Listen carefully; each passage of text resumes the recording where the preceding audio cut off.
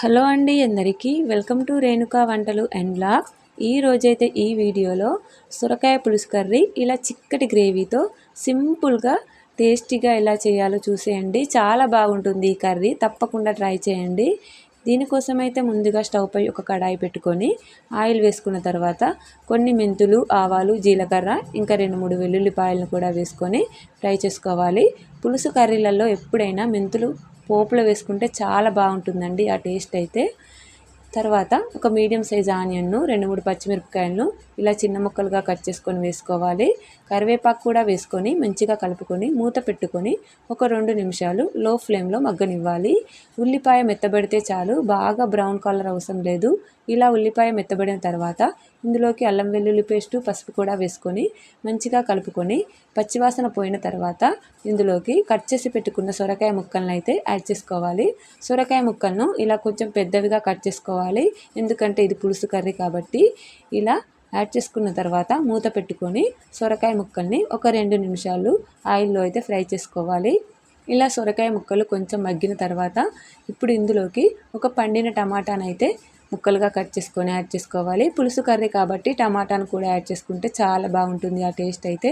ఇలా టమాటాను కూడా యాడ్ చేసుకొని కలిపేసుకొని ఒక్క నిమిషం దీన్ని కూడా మెత్తబడనివ్వాలి. మళ్ళీ ఒకసారి మూత తీసుకొని కలుపుకొని చూడండి, టమాటా అయితే మెత్తబడిపోయింది కదా. ఇప్పుడు కలిపేసుకొని ఇందులోకి రుచికి సరిపడ ఉప్పు, ఇంకా కారం, ఇంకా కొంచెం ధనియా పౌడర్ కూడా యాడ్ చేసుకోవాలి.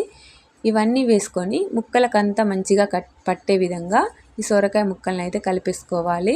ఇలా కలుపుకున్న తర్వాత మళ్ళీ ఒక 2 నిమిషాలు అయితే కడాయిపై మూత పెట్టుకొని లో ఫ్లేమ్లో మగ్గనివ్వాలి. ఇలా మగ్గనిస్తే ఆయిల్ అంతా సపరేట్ అయిపోతుంది కదా.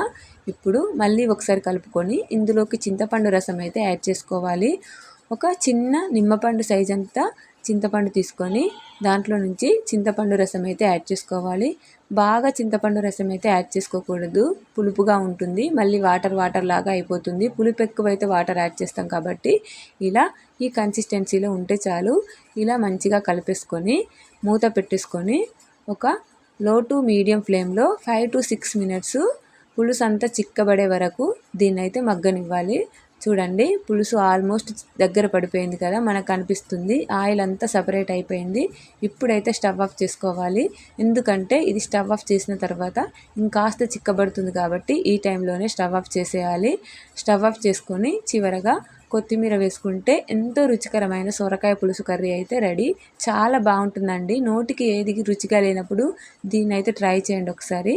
అలాగే వీడియో నచ్చితే లైక్ చేసి సబ్స్క్రైబ్ చేయండి.